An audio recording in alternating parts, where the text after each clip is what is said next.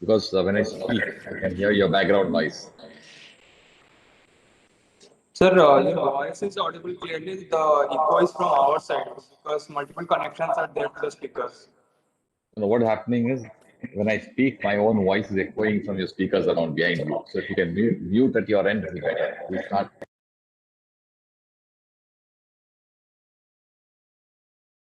So if you have muted, if you can confirm, I can start.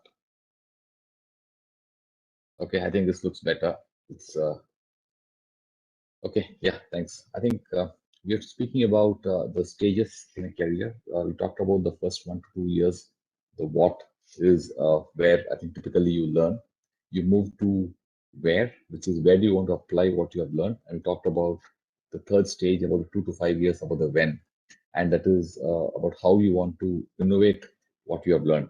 And that is where I think your combination of the practical application along with your learning comes to the fore, right? Now, so typically, then you move on. So, what is important from your career, what you're bringing on to a job which you will join, right? There are, I think, 5 or 6 areas where I guess today all of you will need to be focusing on. The first one would typically be continue to be a learner because the way the environment around us is changing, the way technology is changing, the way we work is changing. It is important that we keep up to date in terms of our skills and in terms of our job, in terms of what you're doing. The second key aspect for all of you to look to learn is how to work in teams. I know in your college, in your institute, you do work in projects and teams. But as you start working in a corporate life, in factories and offices, in various institutions, teamwork becomes important. And it's not about being an individual contributor, it is about how you're able to work in teams. Third area which I've stressed on is how do you constantly upgrade your skills, right? You are graduating out as a mechanical engineer, civil engineer, metallurgy engineering, etc., and so on. But with the changing requirements in the marketplace, with the changing dynamics, how do you keep on upgrading your skills, right? Skills can be related to engineering, can be outside of engineering as well. But then how do you want to upgrade? That is what will keep you moving forward in your career. Next one is try and look at how you take initiatives. Right? It is about stepping up when there is a challenge, when there's an opportunity, when there are multiple people there, but you step up to take initiative saying that you will volunteer to do a certain set of activities. I think that is what will get you both recognition and learning. The next one is networking. And networking is how do you network with people who have subject matter knowledge, networking with people who can be influencing areas where you work. Networking can be with people who can give you knowledge. Networking can be with people who can guide you, who can advise you. So networking is a key component. And the last one is like when you said work in teams, teamwork becomes extremely important when you go ahead. Okay. So to summarize, I think be a learner, learn to work in teams, constantly upgrade your skills, learn to take initiatives, and networking as a key component is vital. From skills in a job, the first one would be project management, which is about how do you manage a project end to end. And typically, most engineering graduates who come will end up joining various projects in various industries. So, learning project management skills, I'm not too sure how much of that is taught today at engineering level, but that's something which is very important for an engineer to look at for learning the skills in managing a project. Next is interpersonal skills. When you talk about interpersonal skills, it is about how do you manage to communicate with your team members, with your managers, with other people who are working with you in the team. So that becomes important. It's both oral as well as written communication, email as well as written communication. Networking we covered earlier. Email writing skills. So email writing is today, a lot of people would like to everything is on email. Very rarely we get paper moving between projects or between departments in organization, right? So you should learn to have the right skills in email writing, not too long emails, brief to the point, with the right tone. So email writing is something you'll have to develop as you move ahead. And last is maintain curiosity. And by curiosity, I mean uh, how curious are you to learn about? Question things which you don't know. Try to understand, try to learn. So everything which is something which you have not seen or experienced before, be curious to explore. And that is what will give you the learning. I think the last one, which I would put up is the question where most of you come up is, what should I do after engineering, right? And I know these will get covered as you shoot your questions in the next 2 3 minutes. But the first one is, what is your goal in life? So be very clear. What is the goal you want to achieve? Now, this goal can keep on changing, but it's important to focus on a goal. And as the goal comes in, you can always make adjustments to move towards that. Second is get the check-ins done. When I say check-in at periodic times, see where you're going towards your goal. I'll give you an example. My goal would be possibly that I want to join a particular industry, say aviation industry, for example, right? Now to join aviation industry, what are the skills, what are the learnings I need to do? It'll take me 2 3 years to build certain skills. So every 6 months, every 3 months, I do check in myself to see am I on the right path. The next one is try and see if you have a coach or an advisor. Because the biggest challenge, I think, when we finished engineering 28 years back, 93, is when we did our engineering. Many of our team members or colleagues do not have anybody to turn to get a coaching or advice in terms of what they want to do. So try and get somebody. The coach advisor can be within your teams, can be your family, can be your friends, can be somebody external. But it's important to have somebody, a sounding board, who can guide you in terms of where are you, what support you want, help you in decision making. That is important. The next thing you should do is about reading. Today, unfortunately, a lot of people don't focus on reading, and I'm not talking about reading uh, social media articles, reading about current affairs. It's about reading a subject, reading about what.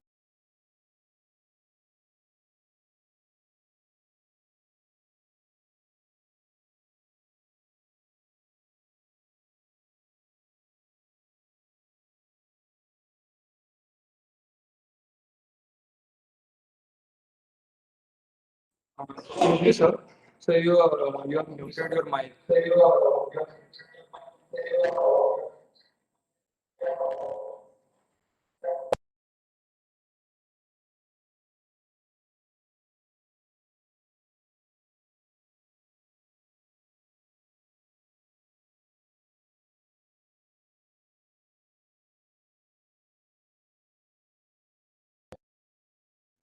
Okay, I think you unmuted me. Is it okay now?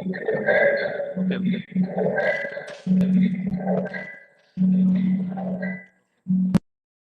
No, I think you'll have to mute at your side. Yeah, okay, it's okay. So I don't know where I left you because I seem to have been muted. Uh, Talking about change, because change is something which is very drastic, very fast today. So be ready for change. And for being ready for a change is about developing the skills. It is not about resting back on the BTech or BE degree what you get. It is about keeping on constantly learning, constantly upskilling yourself. The job which existed 2 years back is not existing today because of automations, robotic automations. It's about artificial intelligence. So machines take away a lot of work which humans do. So what is that you need to do to be ready for change which happens? So getting ready for change is important, and this will happen through continuous learning. I think the last point is on a personal side, which I'd like to touch upon is start planning financially for yourself. When you start getting your first salary, you should be very clear in terms of how do you want to plan financially, right? And I think everybody has their own needs and circumstances in terms of how you want to plan, how much you want to save. When you start it early, it becomes much more beneficial than starting at 10, 15 years. It is okay to say there's a first salary, you have to spend it, but you have a discipline of getting into a financial saving from the first month. You'll see, even it can be small amount. It can be 2,000 rupees, can be 5,000 rupees, but every amount you save on a compounding basis at the end of 20, 30 years, significant amount. And the reason financial planning is not to build a secure future, it is also to take care of uncertainties. Today, maybe 5 years back, never heard of job cuts. I think today it's very common, even in our country, to say that there's a job cut, there's a VRS, there is this, there's that, etc. So having a financial background to get that done is extremely important. So I think these are messages, key messages I want to leave you with. Uh, Maybe I'll open up for questions since we have about 40, 45 minutes, and then we'll take it as it comes from there. Is that okay?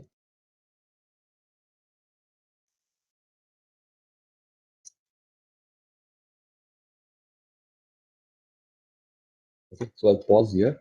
Uh, let's see if any questions and take them.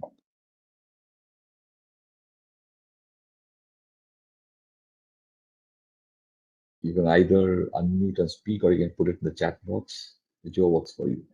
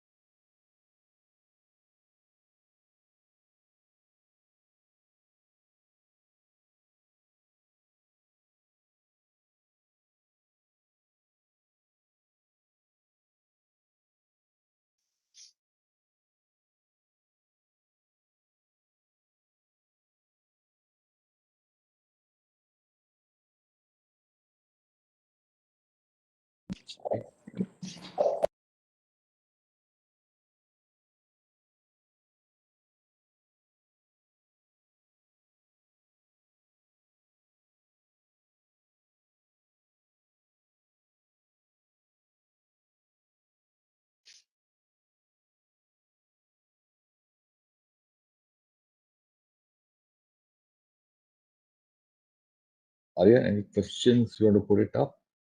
How do you want to take the questions?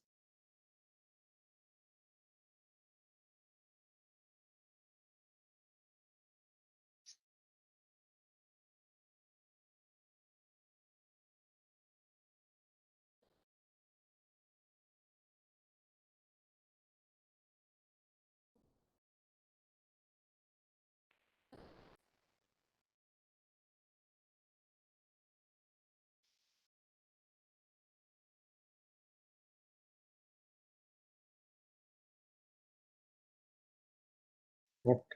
There are a lot of questions, and that's why I kept it short to first 15 minutes and said leave it for questions. Hello, am I audible to you, sir? Yes, you're audible. So my question is, where do you think this banking sector is going to next couple of years? Okay, I didn't get your name. So my name is Tanmay Samal. Yes, hi. Thanks for that question, Tanmay. See, difficult to see where the banking channel is going, but what I can share is the changes in the banking channel are rapid. Uh, I'll give an example. Many of you may not have experienced this. When we were studying, we never heard a concept of an ATM to dispense cash.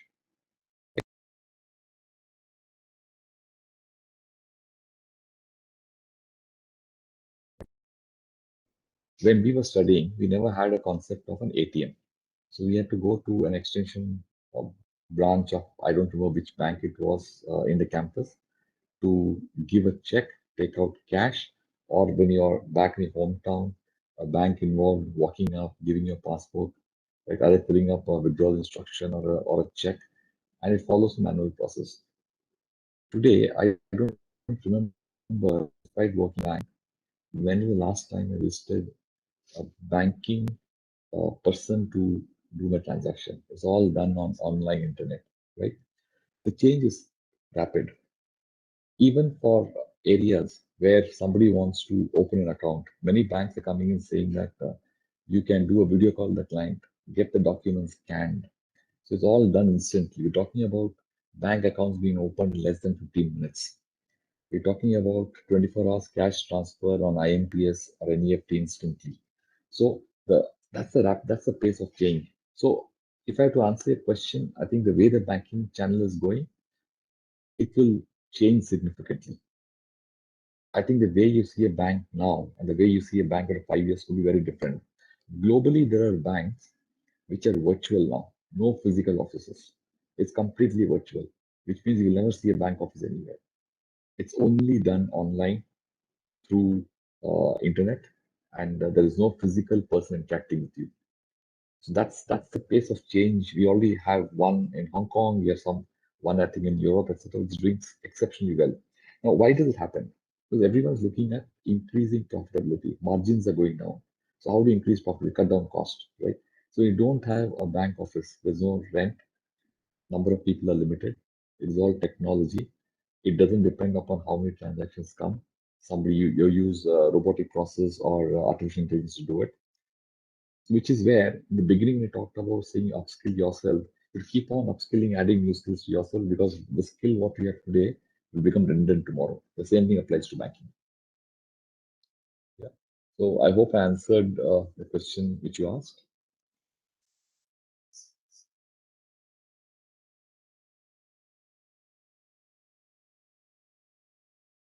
Okay.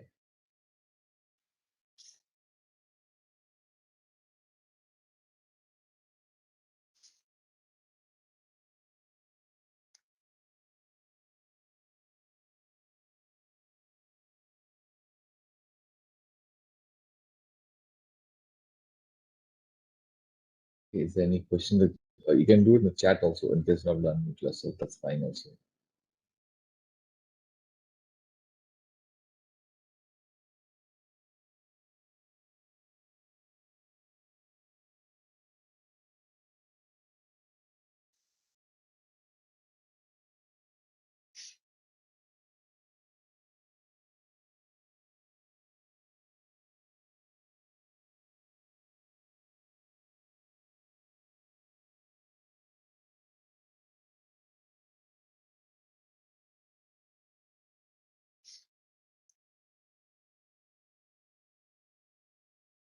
Okay, anyone wants to put any question in the chat box?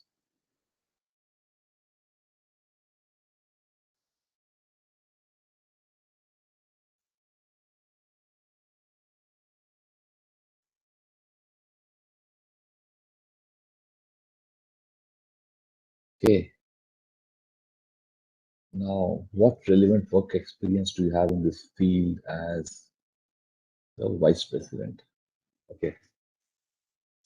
Oh, what relevant experience? Okay. Maybe I'll just briefly describe what I did after engineering. Maybe that will be an answer to you. I graduated in 1993 after mechanical engineering. I went on to do my MBA from Xavier Institute immediately after engineering. And then I joined Godrej and Boyce for 5.5 years in sales. From there, I moved on to Citibank. That was the first experience in banking sector, about 2 years, and then joined Aviva Life Insurance as one of the first employees for South of India, setting up the entire channel. So with 3.5, 4 years in Aviva, I joined Standard Chartered again in sales till about 2012. I moved into operations in 2012.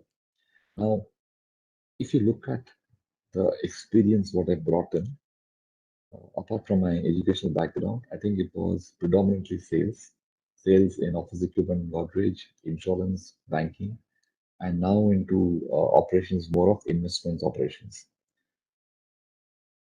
So that what I'm attempting to probably clarify is you keep on, okay, I talked about the goal, have a goal, right? My goal was to join after my MBA an industrial organization where I can use my engineering MBA. But somewhere I realized that my interest was more in finance, and I moved on to banking and then reoriented myself in terms of my goal. So the relevant work experience is largely sales, and my sales experience will help me in operation because today I handle as a senior vice president, I handle the global operations for Standard Chartered based in Chennai. We have offices in Malaysia and China, Chennai, Bangalore.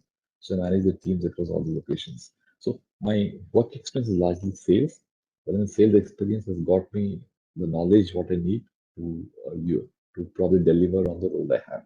So it's a combination of sales, finance, and operations which I carry now.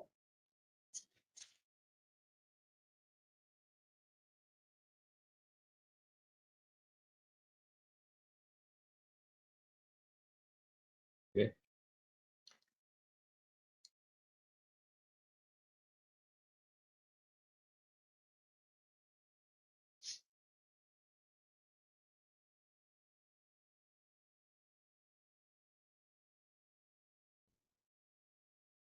Sir, am I audible? Yes, yes. Right. No, you're on mute. You seem to be on mute now.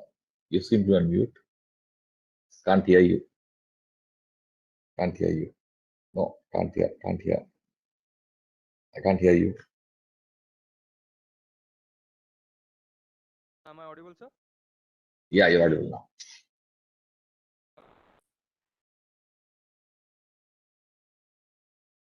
Hello. You are audible. You seem to have got disconnected.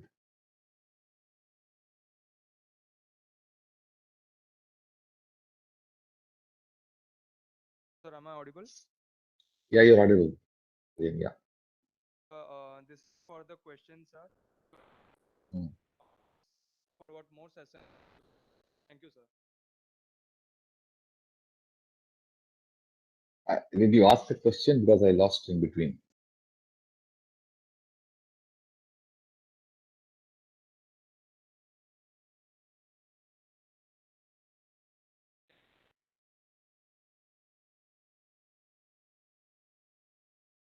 Can't hear you because if you ask a question, because a thank you, so I know you asked a question or not.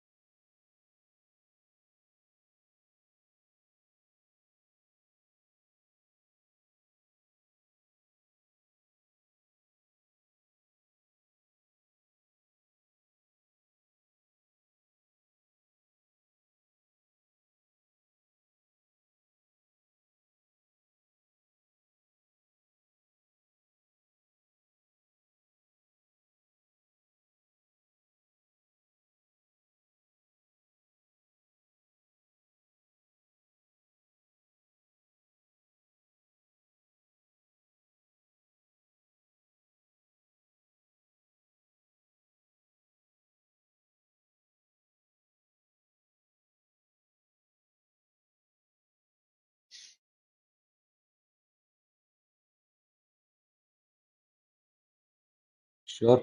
Thank you so much. I think some technology glitch, you're not able to proceed on these questions, but pleasure to be there with you as well. Thank you.